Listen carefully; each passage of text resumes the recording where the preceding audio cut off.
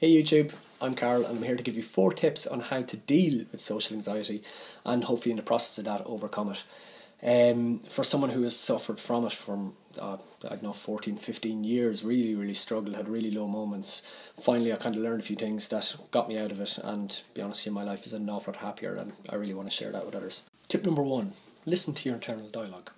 What you say to yourself and what goes on in your mind is how you project yourself out. And the thing is, the world out there, it's the same for everyone, except what people believe and what people think is totally different, and that's why people have different experiences. If you're constantly thinking in the negative, which I assume you are, if you were like me, that's exactly what you do. If you're thinking in the negative, you will notice all the bad stuff out there and forget the positives.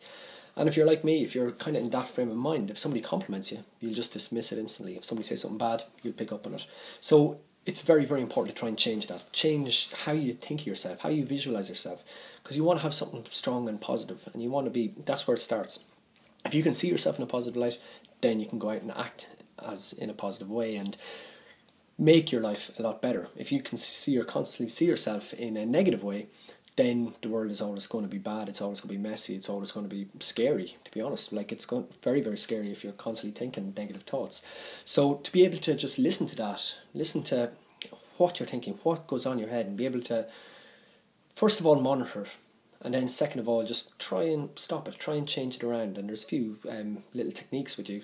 One fantastic way of changing how you feel is to just start off, I'm so happy and grateful for, and list whatever it is that you're happy and grateful for. And it can be just something really simple. I'm so happy and grateful that I have a loving family. I'm so happy and grateful for. If you do that for maybe 2 minutes, just listen at things like that, I guarantee you'll feel better. Tip number 2, treat yourself. It sounds so simple, and it's kind of something that people forget to do. It's do something that you like doing because you want to do it. And this obviously makes you feel happy. This makes you feel good. But you're also telling yourself that you deserve it, which you do. That's the one thing you have to learn. You deserve this. You deserve to be happy. You deserve to enjoy life. So if you start giving yourself little treats, it could just easily be just go for a cup of coffee. It could be something really simple. But you're doing something to tell yourself, to tell your mind that I deserve this. I deserve to be treated well. I deserve to treat myself well. And once you start doing that, then you start believing that other people deserve to treat you well.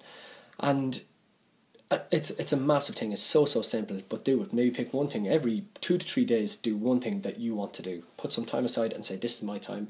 It could be just half an hour, it could be anything, and just go and do it, and you'll see the result. Tip number 3, and this is obviously easy to say but harder to do, and it's engage with people. And obviously, if you're given that situation, that's all the crux of the problem. But the one thing that I found was when I was feeling bad, I started avoiding everybody. I kind of just locked myself away in a room and didn't want to talk to anybody. I felt comfortable not talking to anybody. I really wanted to be around people, but I was kind of terrified of it. And I felt really lonely, really unhappy, but comfortable. And that's a very dangerous mix when that kind of lies within your comfort zone. But the thing is, we have people around us who want to help us, who want to be with us, and who are happy to talk to us. It might only be one person, doesn't matter. Just send them a text, send them a message, start engaging with them, get them back on board. And this kind of teaches you how to be with people, because I think a lot of us, we are terrified of what we're going to say, what we're going to do. But if you kind of just get out of it and get out and start mixing with people, then you easily learn it. And the thing is, if you've one friend that you can talk to, then that's all you need. You just need, but human interaction is important. I'll tell you a story about, I remember waking up one morning in Dublin city centre, basement apartment, the most populated part of Ireland, and I remember I never felt so alone. I didn't know anybody around me. I had maybe around 15 names in my phone book, and I suppose up to this point, and I think this is what a lot of people do, is I'd beat myself up over nobody wanting to be with me because nobody texts me. Like, I wish if I had friends, they'd be calling me up, it'd be brilliant. But then I started to look at another way, that I'd distanced myself from them. I'd kind of gone away from all that.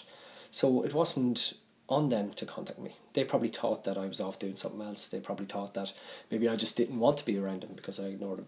So that day I texted everybody on my phone, whatever, 15 names. And I think maybe I got 2 replies or so, and they were, sorry Carl, I'm not around, whatever, and that was grand. The next day I did it again, got maybe 3 or 4 replies, and one was there, yeah, I'm around, do you want to meet up for something? Within 2 months, I'd say my life had just completely changed. People were texting me. It was unbelievable. It was kind of the life that I had been dreaming of for years was actually there right in front of me, and it was purely by taking action. And I know it's a hard thing to do, but sometimes, again, going back to that eternal dialogue, stop your mind, try and stop it, and just pick something. Another beautiful, just go to the cinema.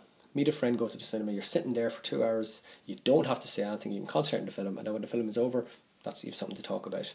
Just try it. Tip number 4: engage others to help you.